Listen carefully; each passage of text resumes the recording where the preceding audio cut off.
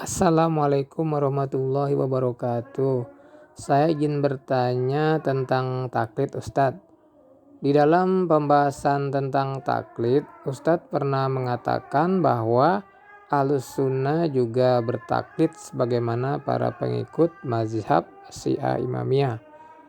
Pertanyaan saya, di manakah letak perbedaan antara taklid orang-orang Sunni dengan taklidnya orang-orang Syiah?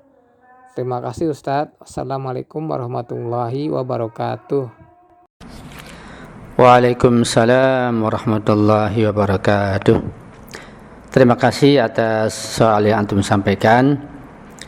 Ya, betul demikian, bahwa kaum Sunni pun bertaklid kepada para mujtahid mereka, sebagaimana kaum Syiah juga bertaklid kepada para mujtahid mereka. Bedanya adalah, pertama, kalau orang-orang Sunni itu dalam masalah fikih bertaklid kepada salah seorang dari imam yang 4, yaitu Imam Maliki atau Imam Hanafi atau Imam Syafi'i atau Imam Hambali.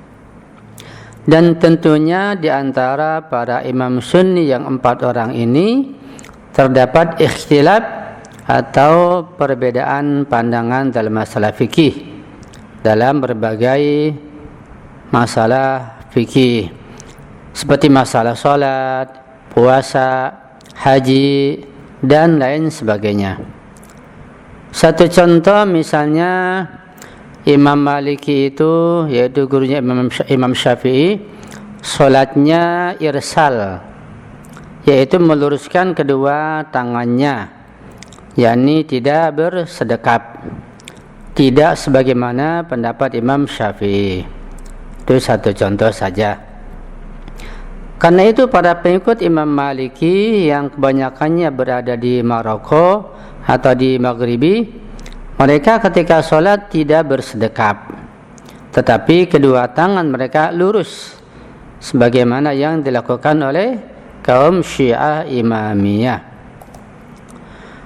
Dan walaupun para imam fikih yang 4 orang tersebut sudah sekian abad lamanya telah wafat, tetapi kaum Sunni tetap bertaklid kepada mereka. Mengapa para ulama Sunni hanya membatasi 4 orang imam saja? Nah, di antara jawabannya adalah karena mereka telah menutup rapat pintu ijtihad, sehingga tidak perlu lagi ada ulama yang mencapai peringkat ijtihad, tetapi cukup bertaklid kepada salah seorang dari 4 orang tersebut saja. Adapun kaum Syiah, mereka diharuskan bertaklid dalam urusan fikih kepada para mujtahid yang masih hidup, dan ulama mereka tidak menutup pintu ijtihad. Karena itu, sejak dibukanya bab taklid, yaitu sejak masa gaib kubra imam yang ke-12, yakni Imam Mahdi ajalallahu farajahu syarif, dan hingga sekarang ini madrasah Syiah ini telah banyak sekali menelurkan para mujtahid. Marja atau mujtahid yang sangat terkenal dan masyhur, bahkan musuh-musuh Islam pun mengenalnya, misalnya seperti Imam Khomeini radhiyallahu an, dan yang sekarang adalah Imam Ali Khamenei hafizahullah, penerus jejak dan risalah revolusi Imam Khomeini.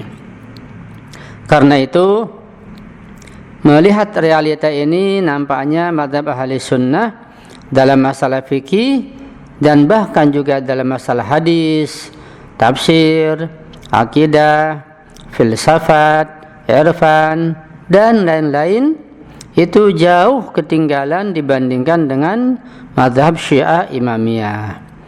Ini merupakan realita yang tidak seorang pun dapat mengingkarinya, seorang yang mengkaji dan membaca.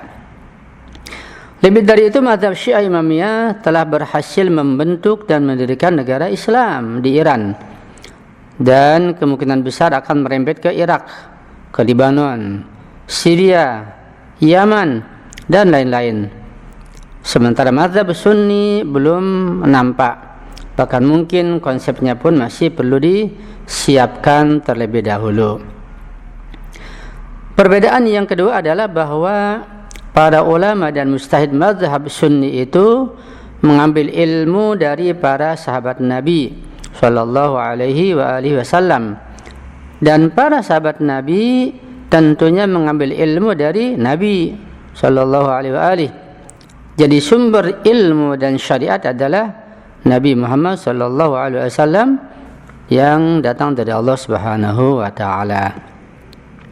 Adapun para ulama dan mujtahid Syiah mengambil ilmu dari para imam maksum dari ahlu bait Nabi sallallahu alaihi wasallam, yang mata rantai mereka sampai kepada Imam Ali alaihissalam, yang mana beliau ini merupakan keluarga Nabi dan juga muridnya, sahabatnya yang paling agung dan paling terkemuka. Dan semua ulama mengakui bahwa tidak ada murid dan sahabat Nabi yang dari keluarganya yang sehebat dan seagung Ali alaihissalam.